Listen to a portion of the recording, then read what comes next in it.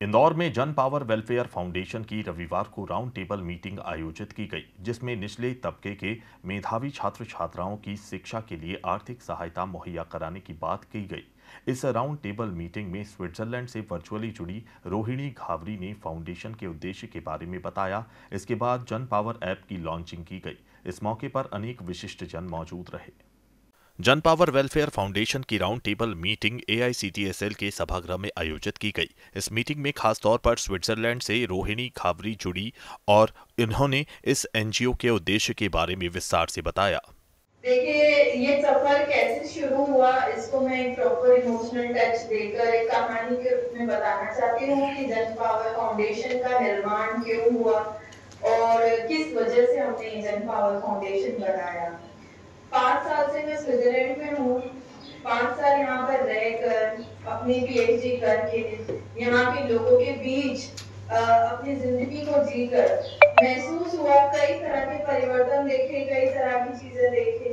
उसके बाद समझ आया कि हमें हमारा जीवन सिर्फ खुद के लिए नहीं होना चाहिए कि अपना घर बनाया, अपनी जिंदगी जी या अपनी चीजें की। हमें हमारा समर्पण समाज के लिए और अपने देश के लिए भी होना चाहिए।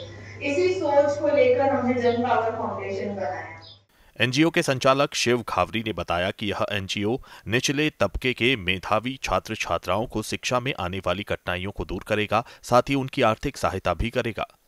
निश्चित ही जन पावर फाउंडेशन के माध्यम से शहरी नहीं, परदेशी नहीं, पूरे राष्ट्र के अति शोषित, पीड़ित और सर्वाना वर्ग के गरीब बच्चों के लिए एक कार्य योजना बनाई है। डॉक्टर रोहिणी घावरी उसकी फाउंडर है, मैं संचालक हूँ शिव घावरी। तो निश्चित ही इसका उद्देश्य ये है कि उन तबके के बीच में पहुंचना जो शिक्षा के लिए पीछे छूट जाते हैं, शिक्षा वो स्वास्थ्य हो या शिक्षा हो, अगर वो आर्थिक स्थिति उनकी कमजोर रहती है तो निश्चित ही वो इस चीज को लेकर वो रह जाते हैं कि उनकी आर्थिक मंदी के कारण आर्थिक विकास नहीं कर पाते या शिक्षा का एक विकास नहीं कर पाते। तो उन लोगों के माध्यम, इस फाउंडेशन के माध्यम से हम हर वर्ग के उन बच्चों के बीच में पहुंचना चाहते हैं जो जिनकी शिक्षा छूट जाती है बीच में, चाहे वो आर्थिक की वजह से या सामाजिक वजह से। इस राउंड टेबल मीटिंग के अंत में जन पावर ऐप की लॉन्चिंग की गई। इस मौके पर स्वामी उज्ज्वल, LL मेम्बरोट, एडवोकेट अश्विनी, नितेश नरवले और नीलेश खोड़े समेत अन्य विशिष्ट जन मौजूद रहे।